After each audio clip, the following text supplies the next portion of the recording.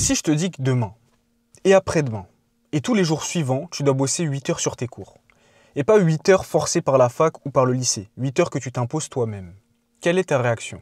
Très probablement une réaction similaire à la mienne quand j'étais au lycée. Parce que 1 heure de travail au lycée, c'était déjà exceptionnel. Alors 8, n'en parlons pas, ça aurait été l'une des pires corvées possibles. Eh bien aujourd'hui, 8 heures c'est devenu la norme pour moi. Qu'est-ce qui a provoqué ce changement?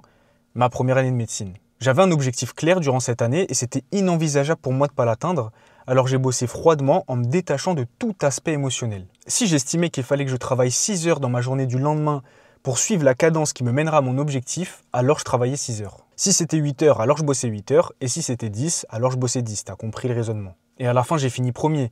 Mais c'est pas ce classement qui m'a le plus marqué, c'est une chose simple, le fait d'avoir la preuve que si je bosse comme il faut, les résultats me donneront raison. Donc le vrai changement, c'est pas la capacité à bosser longtemps, c'est la façon dont tu vois le travail. Ne pas le voir comme une corvée, mais comme un outil de transformation. Aujourd'hui, j'ai gardé le même état d'esprit. Je suis plus en médecine, mais mon rapport au travail est resté le même. Peu importe le projet, peu importe l'objectif. Personnellement, j'ai de grandes ambitions, comme la plupart d'entre vous, j'imagine, du moins j'espère.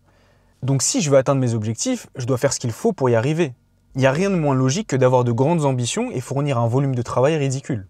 Je bosse pas autant parce que je kiffe chaque moment. D'ailleurs, le fait d'aimer ce que tu fais, d'aimer ton travail, d'aimer le processus qui te mène vers ton objectif, il n'y a absolument rien de plus bénéfique et c'est pour moi ce qui mène le plus facilement vers la réussite. Et ça pourrait être le sujet d'une prochaine vidéo d'ailleurs. Mais pour en revenir à ce que je disais, je bosse pas autant parce que je kiffe tout ce sur quoi je bosse. Je bosse parce que je sais pourquoi je le fais et surtout parce que je sais que si je ne le fais pas, personne ne le fera pour moi. Le vouloir ne suffit pas. Ce qui compte, c'est d'agir comme si tu n'avais pas le choix. Et ce qui est bien, c'est que ton cerveau et ton corps s'habituent à tout. Au début, travailler 8 heures, c'est dur, c'est long, c'est épuisant, mais si tu le fais assez souvent, ça devient normal. Et quand ça devient normal, les jours où tu ne travailles pas, que ce soit prévu ou non, tu peux ressentir une certaine frustration. Et c'est là que tu comprends que ton rapport au travail a changé. Personnellement, mon corps s'est tellement habitué qu'aujourd'hui, ne pas travailler me stresse. C'est simple. Pour moi, quand je n'avance pas, je recule. Il n'y a pas d'entre-deux. Et ce qui est fou, c'est que mon corps me le rappelle. Même quand je travaille pas malgré moi, que c'est pas mon choix, mon corps me fait ressentir du stress en signe de rappel. Et si je dois essayer de traduire ce signal, je dirais qu'il me dit « Là, tu te relâches, on connaît tes ambitions, ton volume de travail n'est pas cohérent avec elles. » Et ce signal-là n'est pas forcément négatif. Au contraire, personnellement, je le vois comme un rappel à l'ordre. Mon corps m'alerte quand je dévie de ce que je suis censé faire. Et ça, je l'ai particulièrement ressenti cet été. J'ai dû couper, arrêter de travailler pendant une certaine période, et c'était pas vraiment mon choix. Et je me suis rendu compte que le travail faisait partie intégrante de moi, parce que je me suis senti mal de ne pas bosser, mal de ne pas avancer, mal de perdre le rythme que j'avais. Aujourd'hui, travailler m'apaise, parce que ça donne un sens à ma journée, parce que je redeviens aligné avec ce que je veux vraiment. Après, évidemment, je ne suis pas un robot, il y a des jours où je suis beaucoup moins productif, où je ne travaille pas trop, où je pourrais travailler plus, mais je ne le fais pas parce qu'il y a aussi une vie en parallèle à gérer. Garder cet équilibre, c'est aussi très très important.